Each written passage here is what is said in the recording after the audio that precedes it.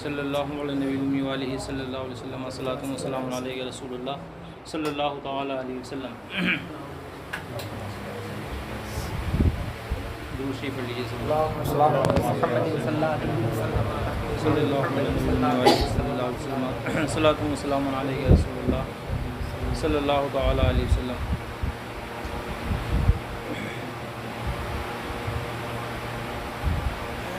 آج کے درس میں جس حدیث پاک کو تاج الشریعہ علیہ رحمۃ الرضوان نے کنز العمال شریف کے حوالے سے پیش فرمایا، اس میں کئی ایک چیزوں کا ذکر حضرت نے فرمایا. آج چوتھی چیز کا ذکر ہونے جا رہا ہے. یہ قیامت کے نشانیوں میں سے ایک نشانی رشوت ہے. فرماتے ہیں کہ جب رشوت ستانی کی جانے لگے پھر سرکار علیہ الصلاۃ والسلام نے قرب قیامت کی ایک اور نشانی یہ بتائی کہ رشوت کا لین دین لوگوں میں عام ہوگا، گویا ان کے نزدیک وہ معمولی بات ہو، حالانکہ اللہ و رسول جل وعلا و صلی اللہ تعالیٰ علیہ وسلم کے نزدیک معمولی بات نہیں بلکہ سخت حرام ہے. رشوت کیا ہے؟ سخت حرام ہے. اور رشوت خوری اس قدر عام ہو چکی ہے ابھی، جو ہم اور آپ کے آقا نے 1400 سال پہلے فرمایا تھا. آج رشوت خوری کا عالم یہ ہے کہ اپنے کو مذہبی اور قومی ہمدرد کہلانے والے بھی رشوت کو ہدیہ کا نام دے کر حلال سمجھنے لگے ہیں. معاذ اللہ رب العالمین. حالانکہ فقہاء کرام نے صاف تصریح فرما دی کہ جو شخص کسی کو اس کے عہدہ پر فائز ہونے سے پہلے رشتہ داری وغیرہ میں کچھ دے لیا کرتے تھے تو اس کا لینا جائز ہے، اور عہدہ پر فائز ہونے کے بعد لوگ جو بھی دیتے ہیں سب رشوت ہے. اللہ، جب تک کہ وہ کسی منصب پر، کسی بہت بڑی پوسٹ پر نہیں تھا تو رشتہ دار، اعزاء، اقارب، دوست و احباب جو کچھ اسے پیش کرتے تھے تحفہ ہوتا تھا. اور اگر وہ بڑے منصب پہ فائز ہو گیا، کسی بہت بڑے عہدے پر وہ پہنچ گیا، اب اگر رشتہ دار اس کو جا کر کے کچھ دیتے ہیں تو یہ فرماتے ہیں کہ یہ بھی رشوت ہے. اس سلسلے میں مشکات شریف کے ایک حدیث پاک پیش فرماتے ہیں، استعمل النبی صلی اللہ تعالیٰ علیہ وسلم رجلا من الازد یقال له ابن اللتبیہ علی الصدقہ فلما قدیم قال هذا لکم وهذا اہدی لی فخطب النبی صلی اللہ تعالیٰ علیہ وسلم فحمد اللہ واثنى علیہ ثم قال اما بعد فانی استعمل رجالا منکم علی امور مما ولانی اللہ فیأتی احدهم فیقول هذا لکم وهذه هدیۃ اہدیت لی فحل جلس فی بیت ابیہ او بیت امہ فینظر ایہدی له ام لا. یعنی رسول اللہ صلی اللہ تعالیٰ علیہ وسلم نے قبیلہ ازد کے ابن لتبیہ نامی ایک شخص کو زکوٰۃ وصول کرنے کو بھیجا. سرکار نے اپنے زمانے میں ایک شخص کو لوگوں کی زکوٰۃ لینے کے لیے بھیجا کہ آپ جاؤ اور فلاں فلاں کے پاس سے زکوٰۃ لے کر کے آؤ. جب وہ زکوٰۃ وصول کر کے لایا تو عرض کیا کہ یہ بیت المال کا ہے، یعنی زکوٰۃ کی جو رقم وہ لے کر کے آئے، انہوں نے کہا کہ یہ بیت المال کا ہے اور یہ مجھے ہدیہ دیا گیا ہے. یہ سن کر رسول اللہ صلی اللہ تعالیٰ علیہ وسلم نے خطبہ دیا اور حمد و ثنا کے بعد ارشاد فرمایا، میں تم میں سے بعض لوگوں کو ان کاموں پر مقرر کرتا ہوں جن کا اللہ تعالیٰ نے مجھے متولی بنایا ہے، تو ان میں سے ایک آ کر کہتا ہے کہ یہ تمہارا ہے اور یہ مجھے ہدیہ دیا گیا ہے، تو وہ اپنے باپ کے یا ماں کے گھر کیوں نہ بیٹھ گیا، پھر دیکھتا کہ اسے ہدیہ ملتا ہے یا نہیں. اللہ فرماتے ہیں اس حدیث پاک کا خلاصہ کہ جب وہ شخص بارگاہ مصطفیٰ میں آیا اور یہ کہا کہ یہ بیت المال کے لیے ہے، یہ زکوٰۃ ہے اور یہ رقم میرے لیے ہے، لوگوں نے ہدیہ پیش کیا، تو سرکار نے فرمایا کہ اگر وہ اپنی ماں کے گھر میں رہتا یا اپنے باپ کے گھر میں رہتا تو کیا لوگ اس کو دینے کے لیے آتے کہ یہاں لو تمہارے لیے ہدیہ ہے؟ اگر ایسا ہوتا تو اپنے ماں اپنے باپ گھر میں بیٹھ کر کے وہ ہدیہ پا جاتا، مگر ایسا نہیں ہوا۔ جب زکوٰۃ وصول کرنے کے لیے گیا تو لوگوں نے اسے دیا، اگر زکوٰۃ وصول کرنے کے لیے نہیں جاتا تو اسے لوگ پیش نہ کرتے۔ تو سرکار کے اس ارشاد عالی شان کا مطلب یہی ہوا کہ جو منصب سرکار نے اسے عطا فرمایا اور عہدہ دیا کہ تم زکوٰۃ وصول کرنے پر مامور ہو، اس عہدے کے بعد میں لوگوں نے اسے پیش کیا، تو فرماتے ہیں کہ یہ بھی کیا ہے؟ رشوت، اور رشوت شریعت میں کیا ہے؟ ناجائز و حرام ہے۔ قرآن شریف میں اس کی حرمت مصرح ہے، یعنی اللہ تعالیٰ نے صراحت کے ساتھ بیان فرما دیا، اور حدیث پاک میں بھی آقا کریم صلی اللہ علیہ وسلم نے فرمایا لعن اللہ الراشی والمرتشی، یعنی اللہ کی لعنت ہے رشوت لینے اور دینے والے پر، دونوں پر ہے، رشوت لینے والے پر بھی ہے اور رشوت دینے والے پر بھی ہے۔ یعنی رشوت لینے والا مطلقاً مستحق لعنت ہے اور دینے والا بھی اسی رسی میں گرفتار ہے، جبکہ ناجائز کام کے لیے رشوت دے، کس کے لیے دے؟ یا بغیر مجبوری کے دے، دونوں صورتیں ہیں، کوئی مجبوری نہیں اس کے بعد بھی وہ رشوت پیش کر رہا ہے، ناجائز کام ہے اور پیسے وہ دے رہا ہے، تو یہ کیا ہے؟ ناجائز و حرام ہے، اس پر سخت گرفت اللہ اس کے رسول کے ہاں ہوگی۔ اور اگر دفع ظلم کے لیے کوئی دیتا ہے کہ کوئی اس پر ظلم کر رہا ہے، اب اگر کوئی ایسا شخص ہے جو اسے ظالم کے ظلم سے بچا لے، اب اگر اسے کچھ نظر پیش کر دے تو وہ رشوت میں شمار نہیں ہوگا۔ اسی سلسلے میں تاج الشریعہ علیہ رحمہ فرماتے ہیں کہ دفع ظلم اور جائز حق کی تحصیل کے لیے جب رشوت دیے بغیر چارہ نہ ہو، کہ اگر ہم نہیں دیں گے اسے رشوت تو ہمارا کام نہیں ہوگا، تو یہ صورت مستثنیٰ ہے اور دینے والا اس وعید کا مصداق نہیں ہے۔ اگر ایسی صورت میں دیا تو دینے والا اللہ اور اس کے رسول کے یہاں مجرم نہیں ہوگا، مگر لینے والا پھر بھی بچ نہیں سکتا اس سے۔ پانچویں صورت بیان فرمائی گئی کہ جب قرآن کو گانا ٹھہرا لیا جائے، اللہ، قرآن کو کیا ٹھہرایا جائے؟ گانا۔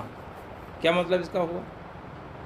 کہ جب قرآن کو لوگ ایسے انداز میں پڑھیں کہ سننے والوں کو محسوس ہو کہ قرآن کی تلاوت نہیں، گانے کی آواز آ رہی ہے کانوں میں، تو ایسی صورت میں یہ سمجھو کہ یہ بھی قرب قیامت کی ایک نشانی ہے، یعنی تجوید کے قواعد کا لحاظ نہیں رکھیں گے، اور قرأت کا جو طریقہ سرکار اعظم پیارے مصطفیٰ صلی اللہ تعالیٰ علیہ وسلم کے زمانے سے چلا آ رہا ہے اس کی پیروی نہ کریں گے، یعنی گانے کے طور پر اتار چڑھاؤ کے ساتھ قرآن پڑھیں گے یا ساز کے ساتھ قرآن کی تلاوت کریں گے۔ ساز کا مطلب جیسے ایک زمانے میں چلا تھا وہ کیا نام ہے، دعوت اسلامی والوں کا نعت پڑھتے تھے اور اس کے اندر میوزک کی بھی آواز آتی تھی، اسی کو بولتے ہیں ساز۔ کیا بولتے ہیں اس کو؟ ساز بولتے ہیں۔ اس طریقے سے نعت پڑھنے کو بھی امام تاج الشریعہ علیہ الرحمہ نے منع فرمایا اور ارشاد فرمایا کہ اس کا سننا بھی جائز نہیں اور اس طرح سے پڑھنا بھی جائز نہیں ہے۔ تو قرآن شریف بھی ویسے پڑھیں گے لوگ کہ ایسا محسوس ہوگا کہ قرآن کی تلاوت کوئی کر رہا ہے اور پیچھے سے اس کے کوئی آواز کی شکل میں ساز بنا رہا ہے یا کسی سامان یا آلات لہو لعب سے وہ آواز پیدا کر رہا ہے، جس سے محسوس یہ ہو کہ پڑھنے والا اور ہے اور اس کے ساتھ کوئی ساز باز کرنے والا اور ہے، تو اس کی بھی اجازت شریعت نے نہیں دی ہے۔ تاج الشریعہ علیہ رحمہ نقل فرماتے ہیں کہ اتقان فی علوم القرآن للامام جلال الدین سیوطی، بہت بڑے عالم دین تھے، ان کی کتاب ہے تفسیر میں جس کا نام ہے اتقان فی علوم القرآن، فرماتے ہیں کہ اس میں علامہ جلال الدین سیوطی نے بیان فرمایا کہ لوگوں نے تلاوت قرآن میں گانوں کی آوازیں ایجاد کر لیں۔ حضور صلی اللہ تعالیٰ علیہ وسلم نے ایسے لوگوں کے بارے میں فرمایا کہ ان کے دل فتنوں میں ہیں، یعنی جو اس طریقے سے قرآن پڑھتے ہیں جو گانے کی آواز میں ہو، تو ایسے لوگوں کے بارے میں کیا فرماتے ہیں کہ ان کے دل کس میں ہیں؟ فتنوں میں ہیں، اور جنہیں ان کا حال پسند ہو ان کے دل بھی فتنے میں ہیں۔ اللہ، جو تلاوت کرتے ہیں ان کے دل تو فتنے میں ہی ہیں۔ تلاوت کرنے مطلب گانے کی طرز میں، ویسے قرآن کی تلاوت کرنا اللہ پاک کتنا ثواب عطا فرماتا ہے۔ ایک حرف صحیح طور پہ اگر کوئی تلاوت کرے تو اللہ پاک 10 نیکی عطا فرماتا ہے۔ اور علماء بیان فرماتے ہیں کہ ایک حرف میں 3 حرف ہوتے ہیں۔ ایک حرف میں کتنے ہوتے ہیں؟ 3۔ جیسے با کہنا ہے، با، تو با میں 3 حرف ہیں، با، الف اور حمزہ۔ میم کہنا ہے تو میم میں بھی 3 حرف ہیں، میم، یا، میم۔ ایک حرف میں کتنے حرف ہوتے ہیں؟ 3 ہوتے ہیں۔ تو اگر خالی ایک حرف کو دیکھا جائے تو 10 نیکی، اگر اس حرف کے تلفظ کو دیکھا جائے تو 90 نیکی اللہ پاک عطا فرماتا ہے۔ کتنے نیکی عطا فرماتا ہے؟ یہ قرآن شریف پڑھنے پر اللہ پاک ثواب عطا فرماتا ہے۔ اور اگر کوئی قرآن کو گانے کی طرز پہ پڑھتا ہے تو فرماتے ہیں کہ ان کے دل فتنوں میں ہیں، اور جو سنیں گے اور سننے کے بعد میں اسے پسند کریں گے تو ان کے دل بھی کس میں ہوں گے؟ فتنے میں ہوں گے۔ جو طرز انہوں نے ایجاد کیے ان میں سے ایک کا نام ترعید رکھا ہے۔ کیا رکھا ہے؟ ترعید۔ اس کا مطلب کیا ہے؟ ترعید کا مطلب یہ ہے کہ قاری کانپتی ہوئی آواز بنائے۔ جیسے کہ آج لوگ پورا دیکھو، جب کہیں محفل ہوتی ہے اسٹیج وغیرہ پہ تو اس سے پہلے تلاوت، یہ بہت زمانے سے رائج ہے، بزرگوں کا طریقہ رہا ہے کہ جب بھی کوئی محفل سجتی ہے تو قرآن شریف کی تلاوت کی جاتی ہے۔ تو اب قرآن شریف کی تلاوت جب لوگ کرتے ہیں تو اب بہت سارے قاری ایسے ہوتے ہیں جو اس طرح سے آواز نکالتے ہیں کہ ایسا لگ رہا ہے کہ ان کی آواز میں کپ کپاہٹ، ان کے بدن میں کپ کپاہٹ طاری ہے۔ جیسے سردی جب لگتی ہے نا، بہت زیادہ ٹھنڈک لگتی ہے تو بدن میں لرزہ پیدا ہوتا ہے، کپ کپاہٹ پیدا ہوتی ہے۔ تو اب جو اس کپ کپاہٹ کے ساتھ آواز نکلتی ہے تو اس کے اندر بھی کپ کپاہٹ پیدا ہوتی ہے، تو اس کو ترعید بولتے ہیں کہ کانپتی ہوئی آواز بنائے گویا وہ ٹھنڈک سے یا تکلیف سے کانپ رہا ہے۔ اور دوسرے طرز کا نام ترقیص ہے۔ کیا نام رکھا ہے؟ ترقیص۔ اور وہ یہ ہے کہ حرف ساکن پر سکوت کا ارادہ کرے، جو حرف ساکن ہو وہاں سکوت کا ارادہ کرے، حالانکہ حرف ساکن پہ سکوت نہیں ہوتا ہے، سکون ہوتا ہے۔ ساکن کر کے خالی پڑھنے کا حکم ہے، اس پہ سکوت نہیں کرنا چاہیے۔ سکوت کرنے کا مطلب کیا ہوتا ہے کہ سانس جاری رہے اور آواز بند کر دے۔ تو اب سانس جاری رہے، آواز بند کر دے تو یہ سکوت ہو جائے گا، اور حالانکہ وہاں سکوت کا کوئی محل ہی نہیں ہے۔ اور جب سکوت کا وہ محل ہی نہیں ہے تو اب قرآن کے تلاوت کے آداب میں سے ہے یہ نہیں ہے۔ قرآن کے آداب کی تلاوت میں سے تو یہ ہے کہ وہاں پر سکون ہے تو ساکن کر کے خالی حرف کو پڑھ دیا جائے، اور وہ ساکن کرنے کے بجائے کیا کرتے ہیں قاری لوگ؟ وہاں سکوت کر بالکل خاموش ہو جاتے ہیں، پھر اس کو اٹھا کر کے دہراتے ہیں۔ تو فرماتے ہیں کہ یہ بھی انہی میں داخل ہے کہ وہ ترقیص یہ ہے کہ حرف ساکن ہے اور اس پر سکوت کا ارادہ کرے، پھر وہاں سے حرکت کے ساتھ چل پڑے، گویا وہ دوڑ لگا رہا ہے یا تیز رفتاری میں۔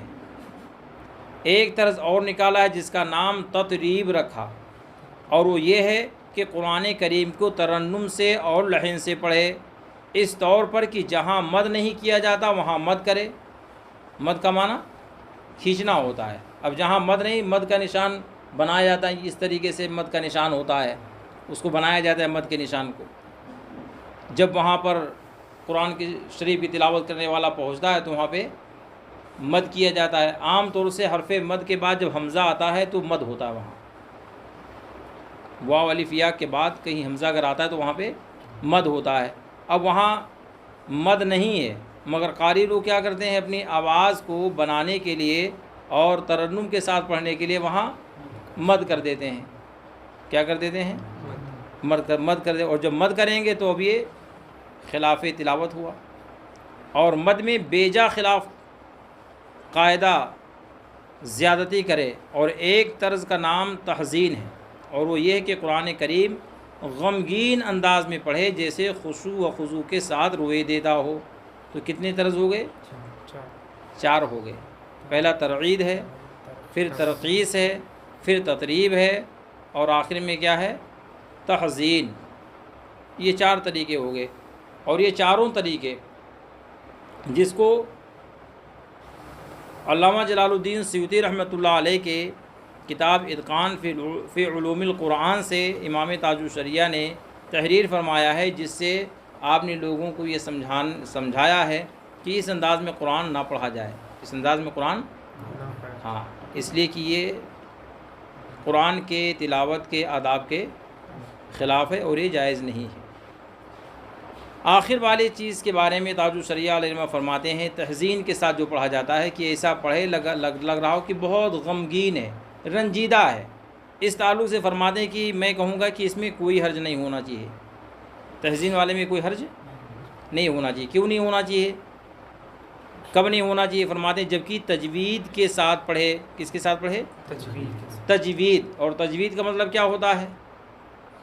کہ حروف کو ان کے مخارج کے ساتھ، جس حرف کا جو مخرج ہے، زبان کا وہ حصہ وہاں لگائے اور حرف کو ادا کرے اور صفات کا لحاظ کرے، تو وہ تجوید ہے کہ کون سے حرف کی کون سی صفت ہے، ان صفات کا لحاظ اور مخارج کا لحاظ کرے تو اسے تجوید کہا جاتا ہے کہ وہ قرآن شریف کو گویا کہ ایسے ہی پڑھ رہا ہے جیسا کہ اللہ پاک نے نازل فرمایا ہے، اور اگر اس کے خلاف اگر پڑھیں گے تو بہت شدید حکم نازل فرمایا گیا ہے۔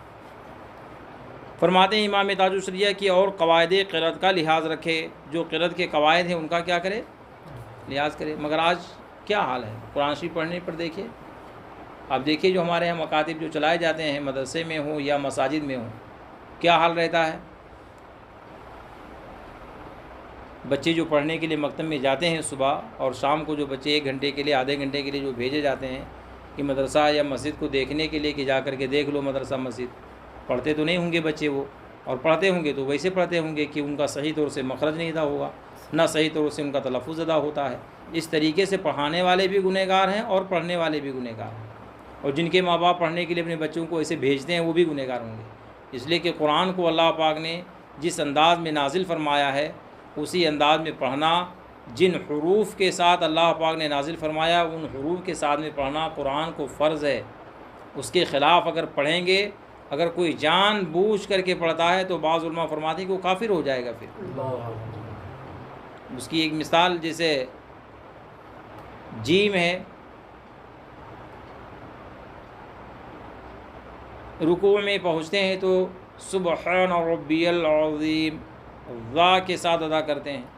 اب جو ذا کا مخرج نہیں جانتے یا ذا کی صفات نہیں جانتے تو وہ کیا پڑھتے ہیں؟ جیم پڑھتے ہیں۔ سبحان ربی العظیم معاذ اللہ رب العالمین کیا پڑھتے ہیں؟ جیم پڑھ دیتے ہیں، ذا کے بجائے کیا پڑھتے ہیں؟ جیم پڑھتے ہیں۔ تو کتنا بڑا وبال ہوگا؟ عظیم کا معنی ہے عظمت والا، بلندی والا، شان و شوکت والا، اور عجیم کا معنی ہے گونگا۔ عجیم کا معنی کیا ہے؟ سبحان ربی العظیم کا معنی ہوتا ہے میں نے پاکی بیان کی اپنے رب کی جو بہت بڑا عظمت والا ہے، جو بہت بڑی شان و شوکت والا ہے۔ یہ بندہ کب رکوع میں جاتا ہے تب پڑھتا ہے، اپنے رب کی بڑائی کا اظہار کرتا ہے، تسبیح پڑھتا ہے۔ اب اگر وہیں کوئی عظیم کے بجائے عظیم پڑھتا ہے تو کیا معنی اس کا ہوگا؟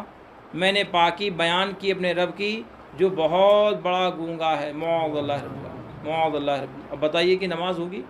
نماز تو الگ ہے، اگر کسی نے جان بوجھ کر کے ذا کو جیم پڑھ دیا تو آپ یہ بتاؤ کہ جو اللہ پاک نے نازل فرمایا تھا اس کے مطابق پڑھا اس نے؟ نہیں پڑھا نا؟ تبدیلی لایا کہ نہیں لایا؟ وہ ذا کو جیم سے بدلا کہ نہیں بدلا؟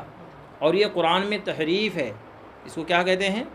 بدلنا بولتے ہیں، تحریف کرنا بولتے ہیں، اور قرآن میں تحریف کیا ہے؟ کفر ہے۔ جو ایسا کرے گا کافر ہوگا، اللہ اس کو سلطان۔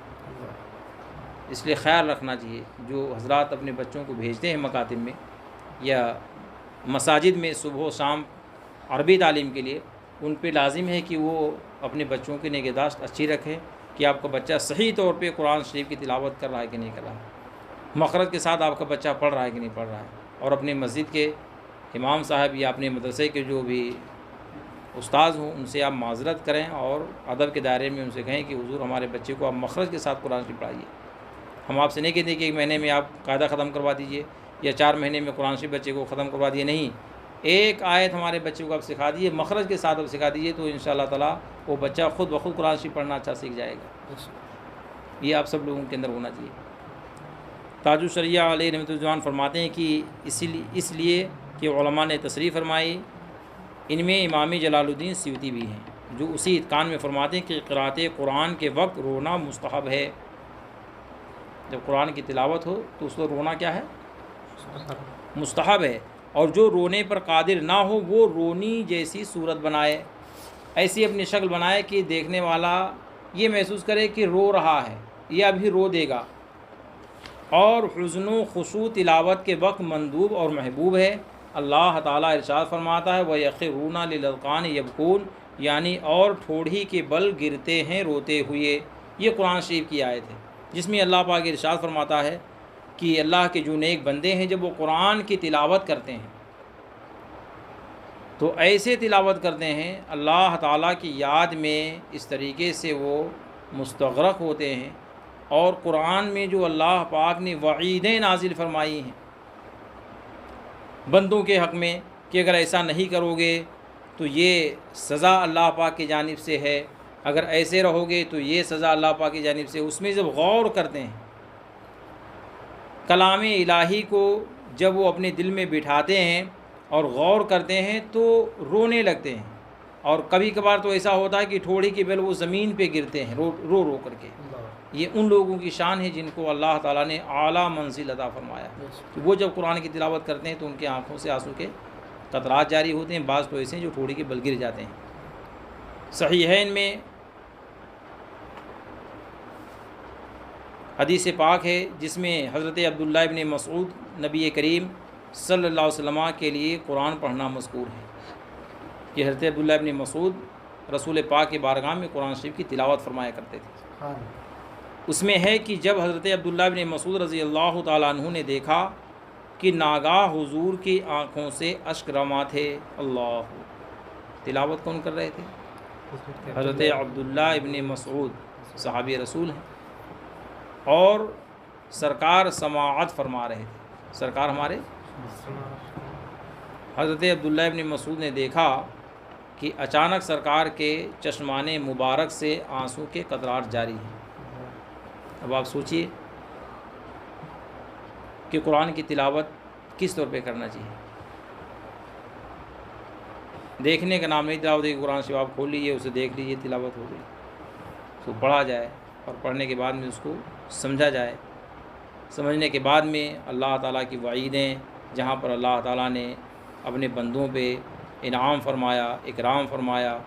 بہت ساری ایسی جگہیں ہیں جہاں پر اللہ تعالیٰ نے اپنے بندوں کو جھنجھوڑا ہے ان کی ضمیر کو کہ اگر نہیں باز آؤ گے تو یہ تمہارے لیے وعید ہے، یہ حکم ہے، یہ سزا ہے. ان سب چیزوں کو جو انسان جب سوچتا ہے تو اس کی اضطرابی کیفیت ہوتی ہے اور ایسی صورت میں اس کی آنکھوں سے آنسو کے قطرات جاری ہوتے ہیں. اور صحیح تلاوت اسی وقت ہوگی جب آپ صحیح مخارج کے ساتھ قرآن شریف کی تلاوت کریں گے تب. اگر آپ ویسے سوچتے ہیں تو اس پہ کوئی فیضان بھی نہیں ہوتا ہے. قرآن کی تو وہ عظمت ہے کہ اگر پڑھ کر کے کتنا بھی بیمار ہو کر صحیح طور پہ پڑھ کر کے دم کیا جائے تو اللہ پاک شفا عطا فرماتا ہے. اور اللہ پاک خود ارشاد فرماتے ہیں وَنُنَزِّلُ مِنَ الْقُرْآنِ مَا هُوَ شِفَاءٌ وَرَحْمَةٌ لِلْمُؤْمِنِينَ کہ قرآن تو شفا ہے، رحمت ہے مسلمانوں کے لیے. اور آج صحیح طور پہ نہیں، اس کو تعویذ پہ زیادہ اثر ہوتا ہے. لوگ سمجھتے ہیں کہ تعویذ میں زیادہ اثر ہے اور قرآن کے حروف میں اثر. اس لیے کوئی قرآن کو تھوڑی کوئی لکھوانے کے لیے جاتا ہے. کہیں کہ دیکھیں مسئلے میں کوئی قرآن کا ٹکڑا پڑا ہوتا ہے تو اس کو لوگ اٹھاتے بھی نہیں ہیں. مؤذن صاحب بیچارے اٹھائیں گے تو کہیں ڈال دیں گے، ورنہ تو جا کر کوڑے دان میں ڈال دیں گے. جاہل ہوں گے تو کوڑے دان میں ڈال دیں گے. ہونا تو یہ چاہیے کہ مسلمانوں کی اس کو اچھے سے اٹھائیں، صاف کریں اور گھر میں لا کر کے اس پہ دوسرا کاغذ لپیٹیں، پھر کپڑا لپیٹ کر کے پنی میں لپیٹ کر کپڑا لپیٹ کر اس کو اپنے بچوں کے گلے میں ڈالیں. پھر دیکھو کہ کتنا اللہ پاک کرم فرماتا ہے. ہم لوگوں کے پاس میں آ کر کے کہ حضرت ایک نقش بنا دو، تعویذ بنا دو، فلاں ہو گیا. اس سے بہتر تو یہی کہ قرآن کے ٹکڑوں کو باندھ کر کے اور اپنے بچوں کے گلے میں پہنایا جائے ادب کے ساتھ. اللہ پاک اس میں برکتیں بھی عطا فرمائے گا اور جس بھی بیماری میں مبتلا ہوں گے نیت اگر آپ کے اندر خالص ہے کہ کلام الہی ہے، اللہ نے فرمایا ہے کہ قرآن میں شفا ہے، تو ضرور اللہ پاک شفا عطا فرمائے گا انشاءاللہ۔ وقت کافی ہو چکا ہے، اس لیے آج کا درس یہیں پر موقوف ہوتا ہے۔ پھر آنے والے ہفتے میں انشاءاللہ تعالیٰ اگر حالات ٹھیک رہے، راستہ آپ کا کلیئر رہا، تو انشاءاللہ تعالیٰ درس ہوگا، یا جیسے آپ حضرات ہوں گے حاجی توفیق صاحب سے رابطہ ہوگا، پھر آگے کے درس کے بارے میں اطلاع ملے گی۔ وآخر دعوانا ان الحمدللہ رب العالمین، استغفر اللہ ربی من کل ذنب واتوب۔ صلی اللہ علی محمد صلی اللہ علیہ وسلم، صلی اللہ علی محمد صلی اللہ علیہ وسلم، صلی اللہ علی محمد صلی اللہ علیہ وسلم، صلی اللہ علی محمد صلی اللہ علیہ وسلم۔ مصطفیٰ جان رحمت پہ لاکھوں سلام، شمع بز میں ہدایت پہ لاکھوں سلام، مصطفیٰ جان رحمت پہ لاکھوں سلام، شمع بز میں ہدایت پہ لاکھوں سلام۔ جس طرف اٹھ گئی دم میں دم آ گیا، جس طرف اٹھ گئی دم میں دم آ گیا، اس نگاہ عنایت پہ لاکھوں سلام، مصطفیٰ جان رحمت پہ لاکھوں سلام، شمع بز میں ہدایت پہ لاکھوں سلام۔ ان کی باتوں کی لذت پہ بے حد درود، ان کی باتوں کی لذت پہ بے حد درود، ان کے خطبے کی ہیبت پہ لاکھوں سلام، مصطفیٰ جان رحمت پہ لاکھوں سلام، شمع بز میں ہدایت پہ لاکھوں سلام۔ وہ زبان جس کو سب کن کی کن جی کہے، وہ زبان جس کو سب کن کی کن جی کہے، اس کی نافذ حکومت پہ لاکھوں سلام، مصطفیٰ جان رحمت پہ لاکھوں سلام، شمع بز میں ہدایت پہ لاکھوں سلام۔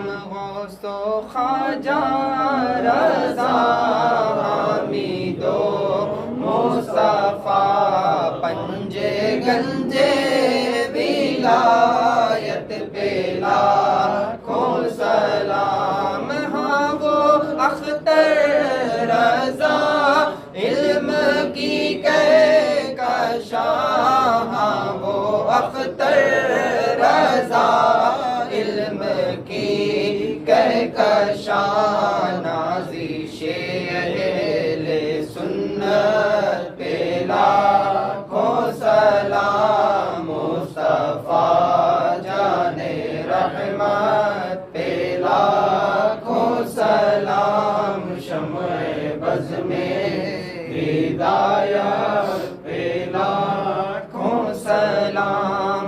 سیدی مرشدی شاہ اختر رضا، جانشین رضا شاہ اختر رضا، فخر اہل سنن شاہ اختر رضا، ہے میری زندگی